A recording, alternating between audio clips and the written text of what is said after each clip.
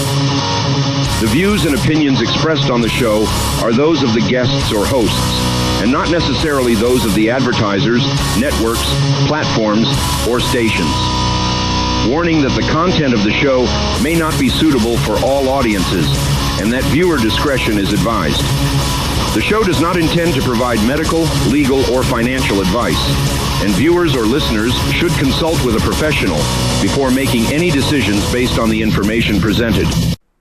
Welcome back, everybody, to Paranormal Intelligence Agency Radio Live. This is the radio show where we are broadcasting from 300 feet deep in an abandoned nuclear missile silo somewhere lost in the post-apocalyptic wastelands of the Dakota Territories. And I am joined once again by the paranormal crime-fighting duo, Daisy and the Sundance Kid, River and Ruby. The other hired guns around here are actually guarding the women folk as we speak. And we have had one of those weeks where it has been truly a butt kicker, and not in a good way. One of those weeks where life just kind of kicks your butt. You know, what are you going to do? But we're in the throes, if you follow this show at all, you'll know that we're in the throes of the so-called Kali Yuga, and that is a planetary cycle, I guess is the best word for it. Every so many thousands of years, the Earth pops up out of this debris field that's blocking it from galactic center, and when it does, it gets bombarded with rays from the galactic center, and that affects biology. It affects life on this planet. It affects life on all planets. That's how the universe works. We just happen to be on a backwater planet that's half the time sinking down below the horizon line to the galactic center, and we're getting blocked out from it. And every time that happens, we go through some pretty dark, nasty times on this planet. Luckily, we're on the upswing of the Kali Yuga, so even though there is total chaos and turbulence going on, that's to be expected as you come out of the so-called downward part of the Kali Yuga up into the light. And that's where we're at. I don't need to tell you how chaotic the world is. If you had been listening to the show for many, many weeks, you'll know that it was many, many weeks ago that I highly recommended people kind of start to, hibernate away from the world if you can. Whatever you can do to kind of, take away from the amount of exposure you have to society right at this stage of the game is probably a good call because of how chaotic things will end up being here in very short order. So,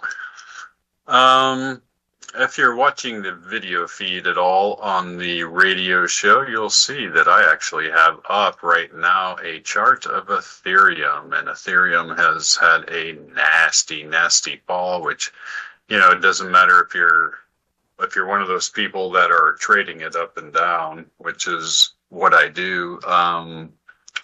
That any movement presents opportunity, but for people that are just holding it, you're looking at a very scary, scary drop right there. And that coincides with the Bitcoin chart. Looks pretty much identical along with Solana and XRP.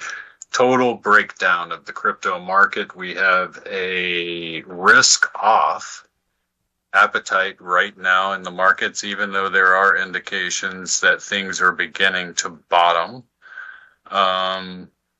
If you follow the markets at all, you'll know that MicroStrategy, the world's largest holder of Bitcoin, is now underwater on their Bitcoin holdings. Bitcoin sitting, as we speak, at $72,865, and MicroStrategy, which holds billions and billions of dollars of Bitcoin, is now underwater. They would have gone underwater right about 76,000 a coin. So now they're sitting on billion-dollar loss. If you follow Bitmine Immersion Technologies, the largest Ethereum holder, you'll know that they are roughly 6 billion in the hole currently. And so things have really, really broken down. The whole thing with Iran is a big deal.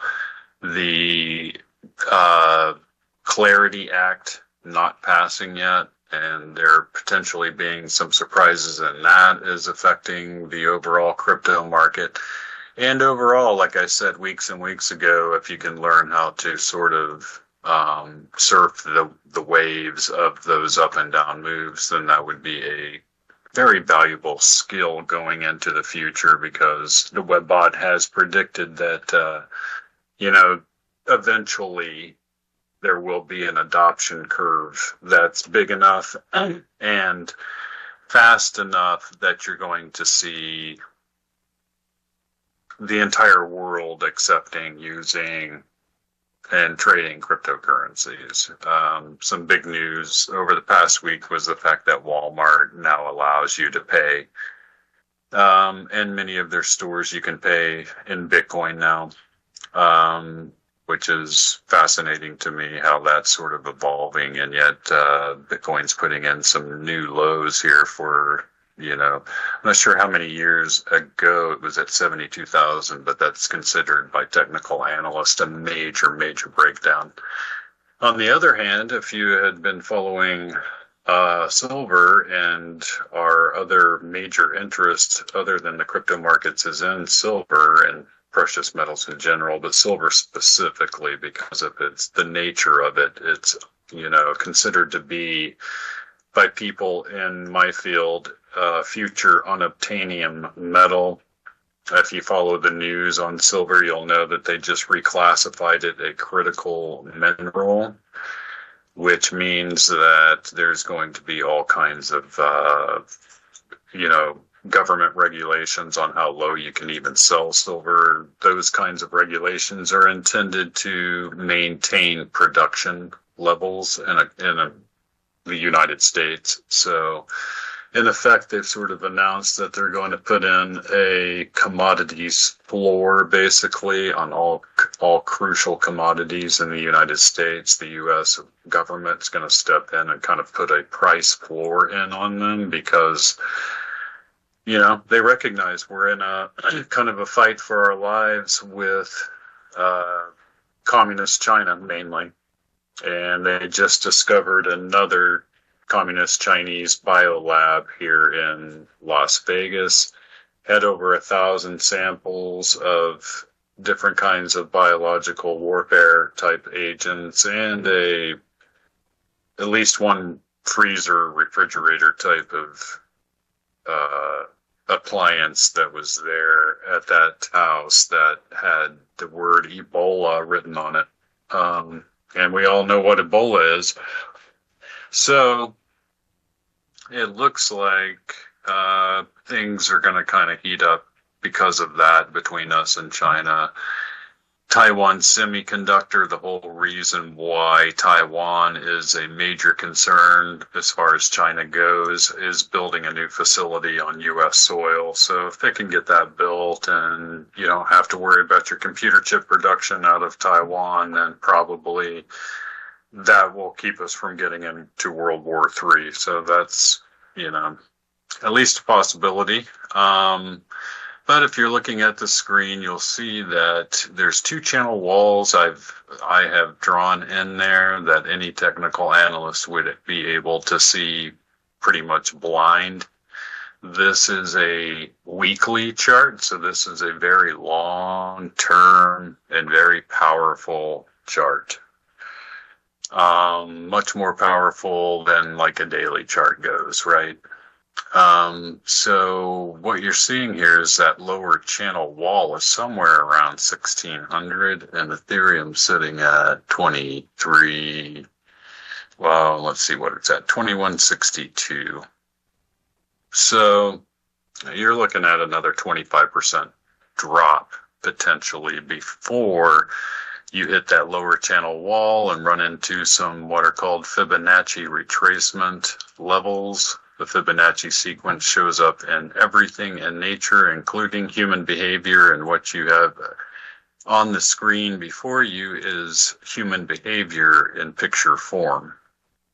Humans dealing with, this is their emotion dealing with money in pictorial form. That's what you're seeing on the screen.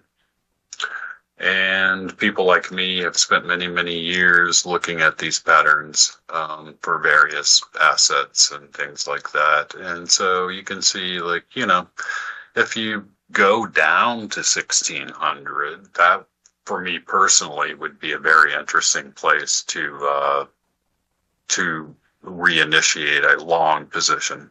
So that's kind of where that's at currently.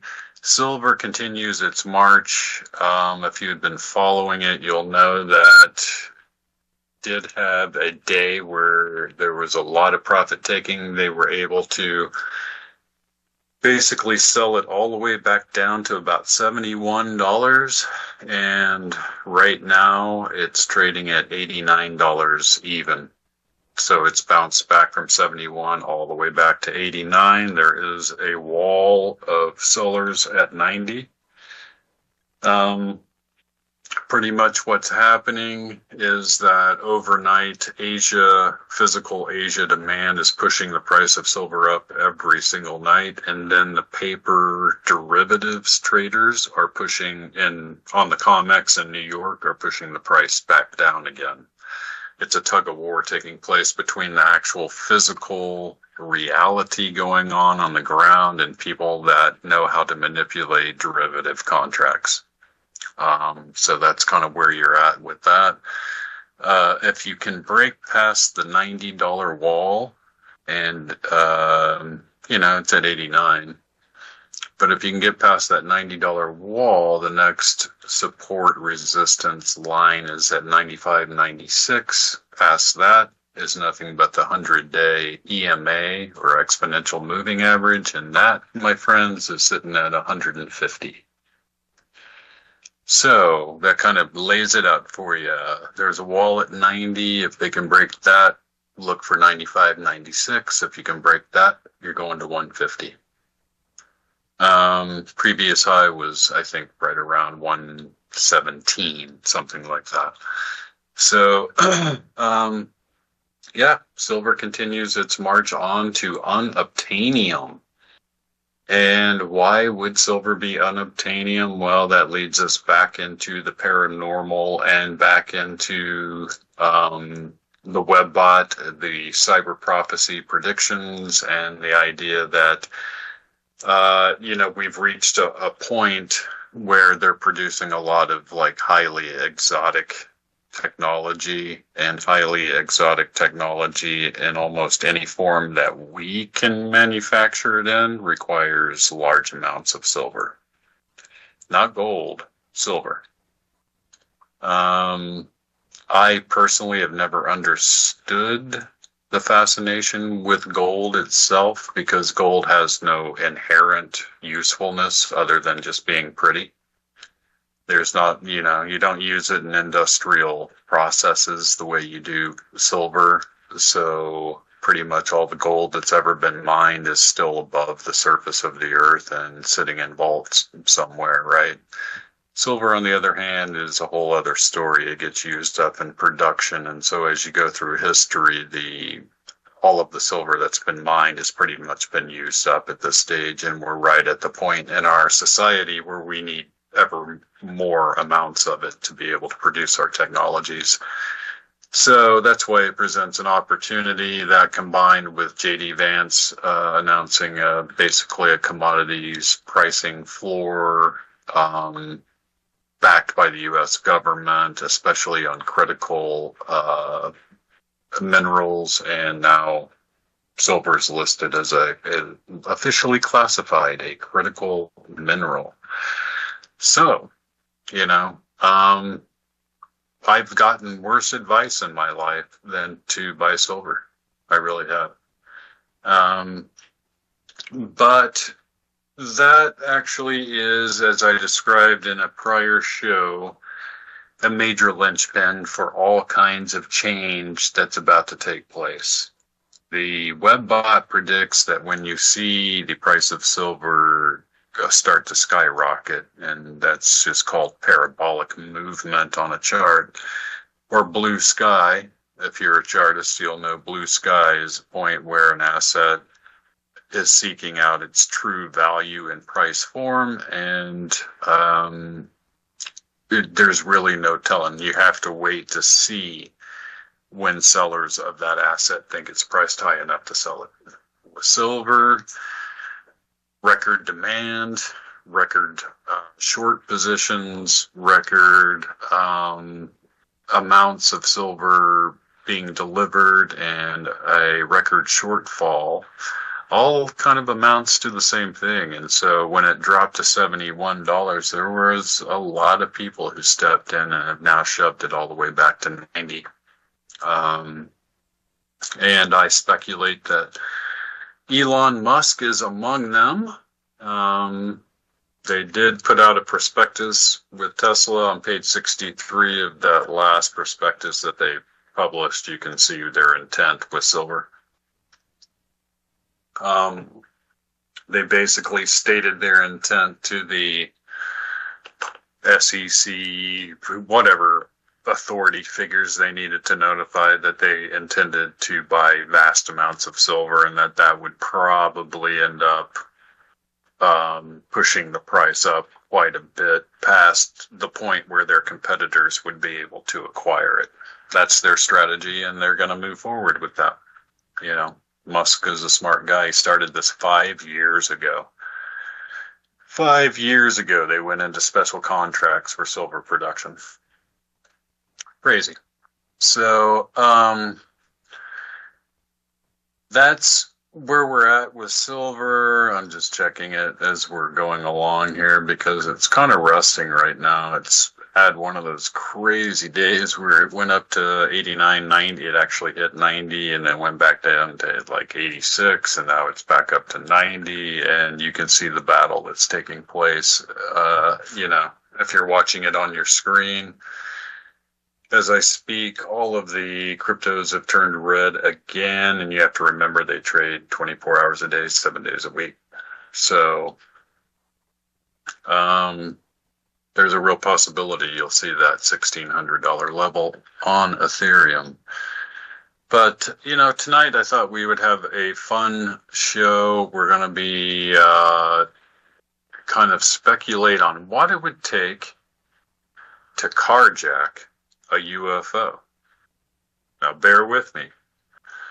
We have a bunch of people out there in the UFO community, and they swear that you can psionically, that would be through the use of psychic means, call forth a UFO. You can attract them through psychic means. And humans apparently are psychic enough to pull this off. And so there are actual experiments going on, scientific experiments in high places where they have psychic people who are doing this. My thesis, therefore, is why not use a couple of psychics to call one up and let's jack it? You know what I mean? Yank that little gray guy right out of the driver's seat, maybe pistol whip him with a ray gun, or flash some earthly gang sign, some human gang sign, something like that. And then we're going to take off in that UFO. That's my theory. That's my thesis, and I'm sticking with it. I think we got something. What do you think, Mark? You like that thesis? I don't know. I think that could stop the crop circle thing going on now. But you know, the little grays inside, they're gonna get in trouble from their parents because they keep coming over anyways, putting that graffiti on our crops and, you know, the geoglyphs. So, you know, price has to be paid. You know, you do the crime, you got to do the time, right? That's right. You know, I'm like, probe my cow one more time. mutilate one more cow. That's all. But no, but seriously, I thought we would talk about my new book, Alien Ocean. For some reason, the research of a man named Bruce Cathy keeps popping up in my mind because we can't dismiss it, and it seems extremely important to the whole equation. And by equation, I mean, what if I told you that there is a researcher out there that has some pretty compelling evidence, and he's written a number of books. They're little known. You have to be a truly weird kind of book, obsessed fiend like me to even come across some of this stuff. Not us, Jack, right? Not us. Not us. But I was surprised to hear some other ufologists talk about Cathy's work, and much of his research I have included in my new book, Alien Ocean. And Alien Ocean is the examination of the thesis that there is, in fact, an alien and or a protogenesis civilization residing in the world's oceans right under our noses, and they have such advanced technologies that they can basically stay hidden from us as long as they want to stay hidden. More than half of all new UFO reports are all about USOs, underwater submerged objects. These are underwater UFOs. We know now that these craft have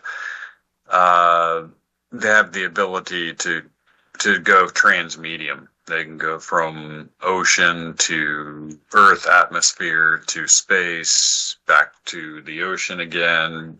Whatever they want to do, they can do it. And so enter into all of this the research of a Bruce Cathy, who is both a pilot and a mathematician, and he's from New Zealand. And he came up with a lot of research and information and mathematical equations to show that UFOs were actually traveling on a grid pattern. Part of this was the fact that the same UFO will be seen in the same exact spot over a number of years. In other words, they'll have a big UFO sighting somewhere in, let's say, 1970, and in 20 years in that exact same spot, let's say 1990, they'll have another UFO sighting, and it'll be the exact same craft. How or why would that be possible if they weren't actually working on some sort of a grid-like system? That's what led his mind into this idea that could they be traveling on a grid? Well, the more he plotted it, and the more he actually looked at the surface of the Earth, the more he began to realize that that was, in fact, what was happening. These things appear to be traveling along a grid system. Now, he believes that has something to do with harmonics, and that these craft are so advanced that they're using planetary harmonics as a form of propulsion. I would say that our scientists now have pretty much come out and told us how these craft operate, and they don't mention harmonics. They mention the fact that they can create a bubble around them that alters space and time, right? My whole point is this. If they travel on a grid system, that's probably not an extraterrestrial species. That's probably a species that is native to that planet. Because why else would they need to travel along a natural planetary grid system of harmonic energy and use that energy as propulsion if they came from outer space.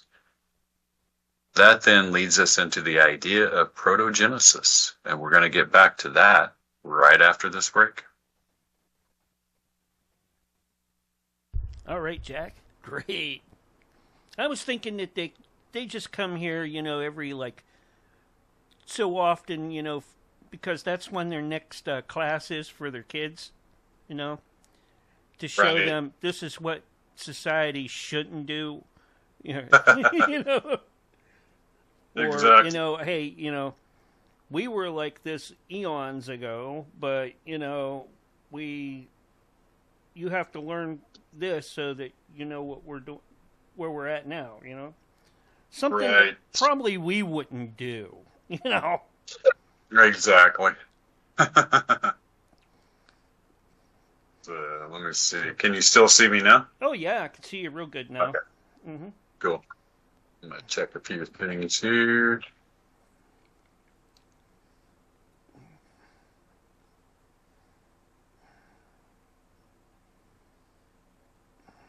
Let's see here.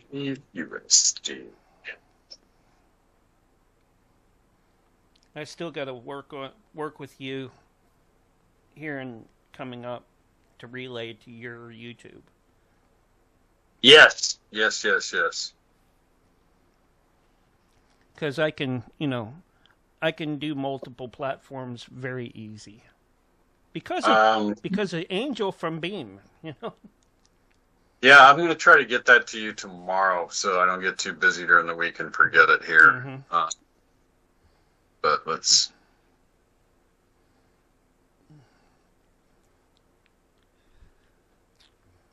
It would be neat if all I needed to do is just give you something from mine that you could just put into your YouTube account so that when we do come up or when I come on and that start streaming there, that it would just automatically kick in for you. Yeah, that'd be great. Yeah. Like a restream from me to you. Yeah, that'd be great. I don't know. I don't check that out, Jack. I don't know about YouTube restreaming that way. They might have something now for that. Oh, That okay. might be an easier option. Be fantastic. I know, some platforms allow that or have that.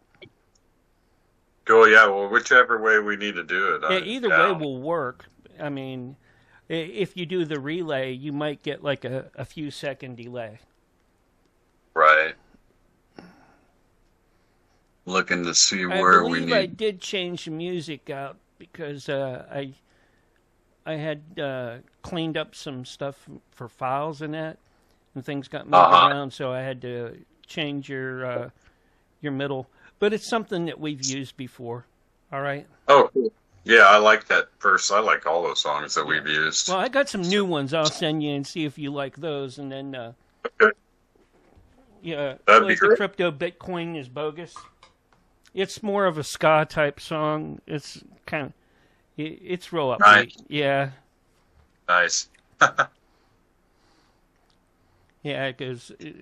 I think the song goes, "Bigfoot don't like the central bank. He's got a better scam." I love it. That's great. Yeah, I was just goofing off with it. I was like, man, maybe this will come out. I did one about Chupacabra too. A bunch of them about Chupacabras. But anyways, here's your countdown, Jack. 5, All right. 4, 3, 2, 1, and you are back live and on the radio side. Right. Wait for it. Now. Welcome back, everybody, to Paranormal Intelligence Agency Radio Live. I'm your host, Jack Carey, your personal tour guide to the Twilight Zone. I've got a face for milk cartons and a voice for smell-o-vision, and tonight we're talking about the idea that maybe the aliens on this planet came from here. I mean, what are the odds that a alien species would design aircraft, spacecraft, what have you, to use our specific planetary grid in order to hop along to where they needed to go. That doesn't hold a lot of water, pardon the pun, but I can tell you the idea that maybe a species that developed here on this planet, maybe eons ahead of us, maybe they developed technology that was so advanced that it was Atlantis-like. Maybe they became so advanced that they decided to go back to the ocean. Because in the ocean, you're afforded a little bit more planetary protection than out on the surface of the planet, right? I mean, asteroid hits or whatever, you're still, your civilization's still intact down in the Marinara Trench. So, but it's one of those things where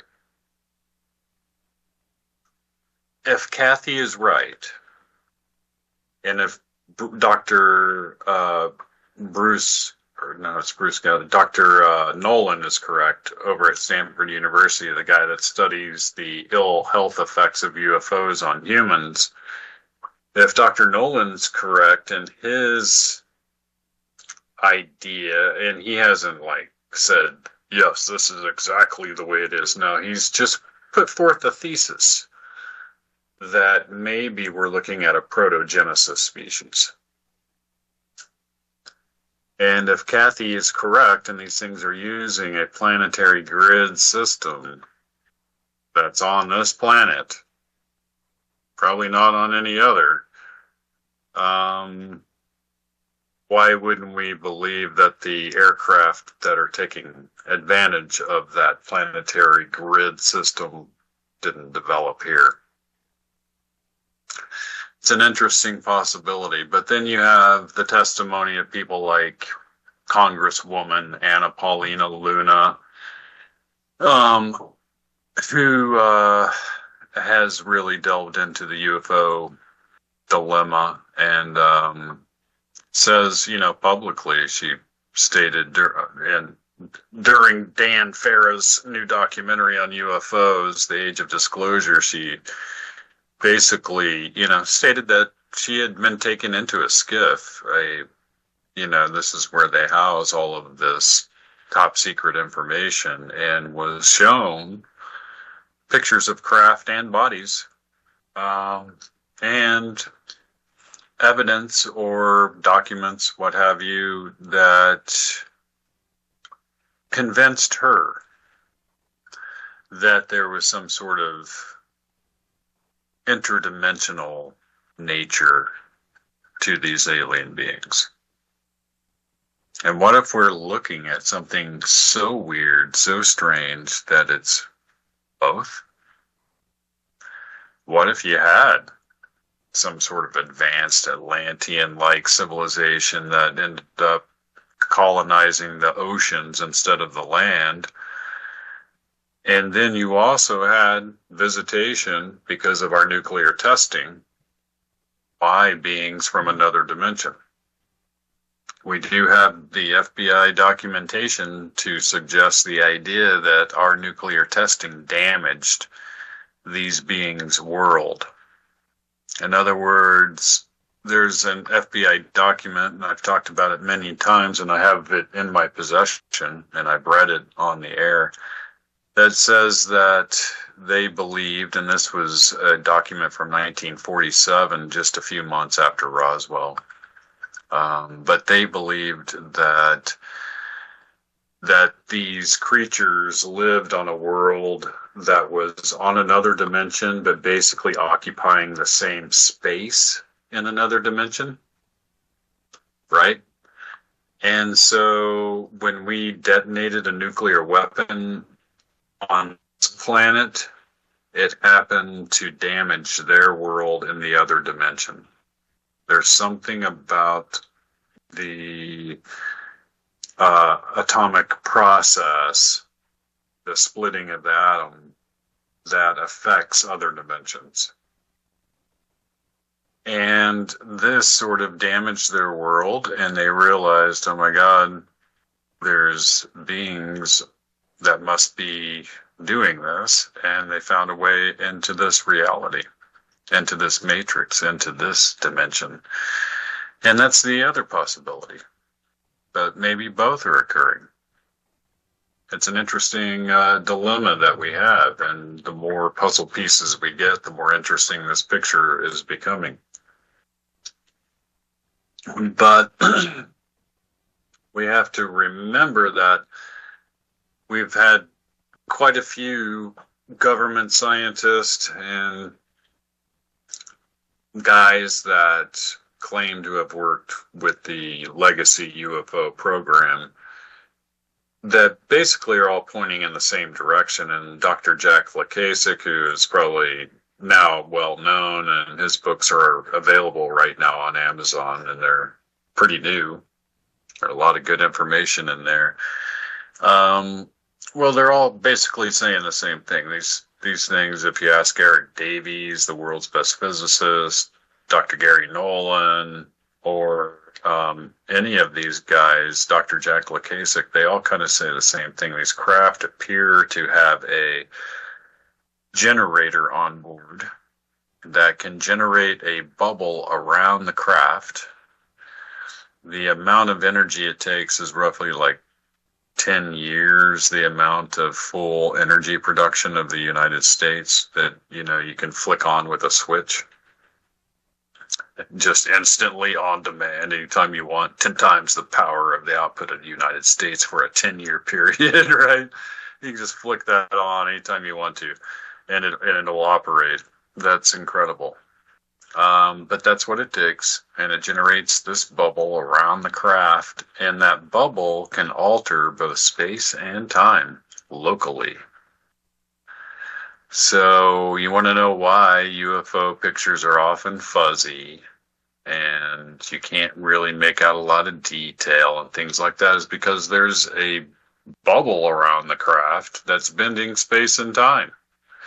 There's a good reason for it. If you want to know why all of the so-called abductees describe truly bizarre things that on the surface don't seem like they could be possible. Like, for example, one reporting a 100-foot craft in diameter and being taken on board, and then when she's on board the craft, it's like 3 football fields long, full of people. That kind of thing. Well, if you can bend space and time within a bubble, all of those weird effects become explainable. And now the scientists are telling us that's what's happening. So if they're telling us that's what's happening, and then you have all these abductees describing exactly what these scientists tell you would be happening, how can you not put 2 and 2 together? Right? A lot of people, and they still to this day are claiming, like, they're playing it's a psychological op, right?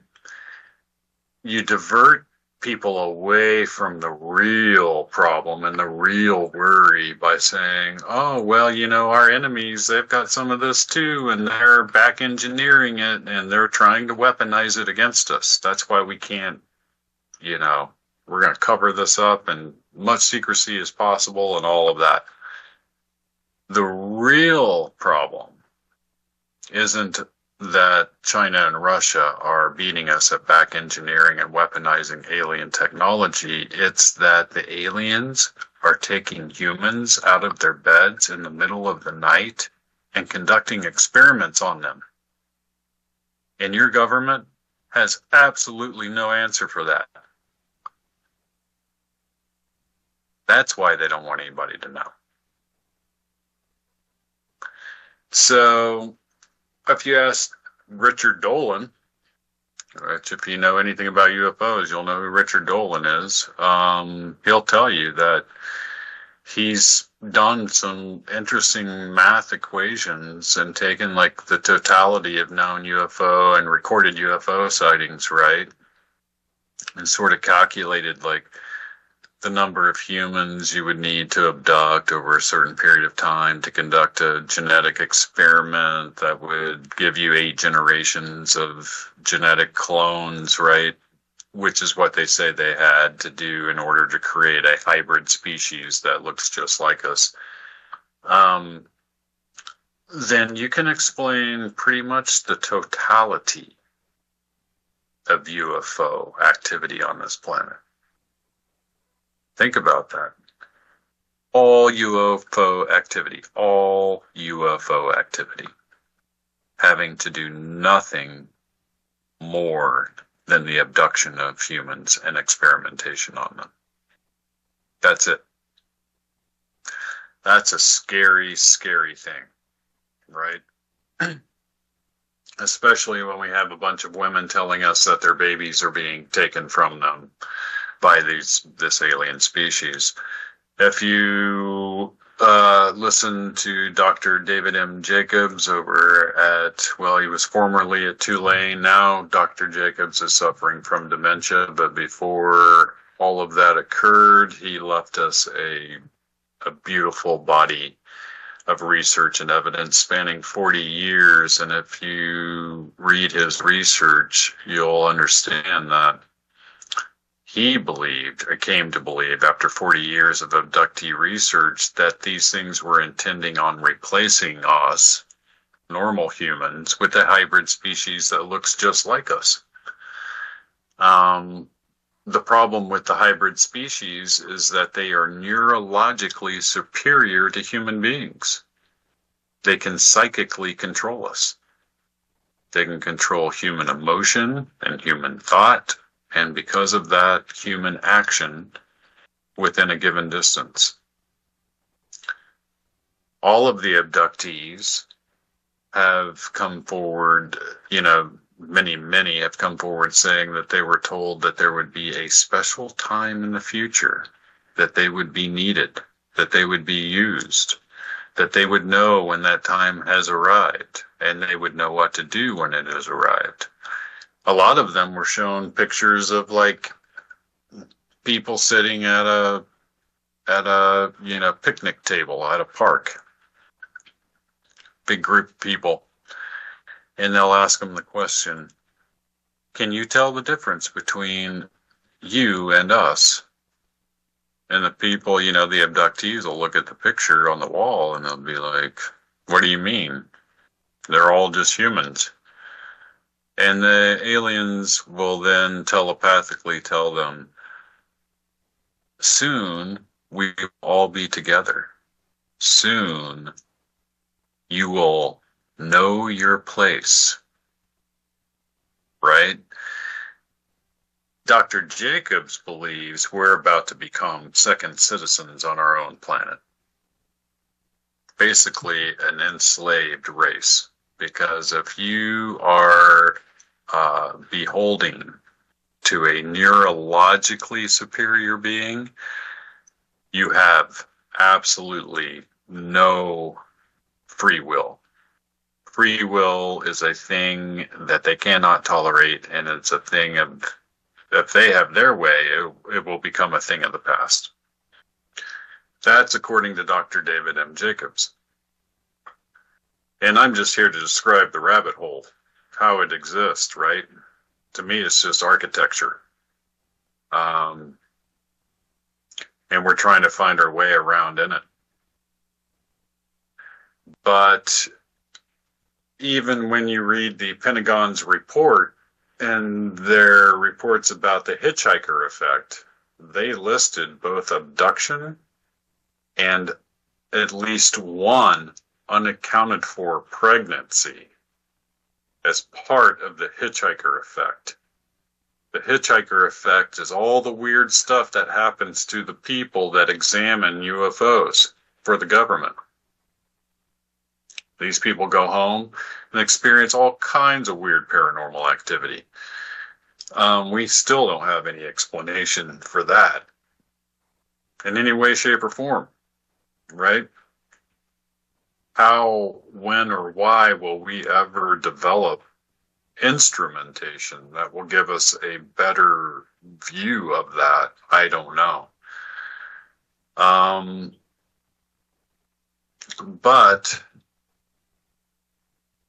we're at a very interesting place now where you have, people like Marco Rubio, Secretary of State, and there's a ton of these Trump officials and Trump politicians that have been Republicans mainly that are placed in different places, which is interesting because there was a Democrat, Harry Reid, that got this whole thing rolling originally before he died. But there's a bunch of them that are all wanting some sort of disclosure for UFOs, but it looks to me like every time they're actually shown some of the real information, it scares them badly enough that they keep their mouth shut. Because in their minds, they're thinking, wow, that's horrifying. You know what? Do I really want to horrify the rest of America and the entire world? And what good is that going to do? Because right now they're working on a solution, but they don't have one anywhere near one yet. Do we really? Most people couldn't take it. I know because I'm around normal human beings all day, every day, and I'm not one of them. And I can tell that they just can't take it. Because when you're around me, you hear all of this information all the time. And so I get to see the responses from people that don't entertain these notions. And they will literally shut down. They're already running at 110%, and they're just like biological robots. So busy with the distractions of the human ego and this materium that, like the parable of the boiling frog, you can slow boil. And that's kind of like what the alien species is doing to us right now, right? You've heard the old parable of the frog. You can take a frog and you can put it in a cool pan of water on the stove and slowly heat that water up till it's boiling, and you'll boil that frog to death.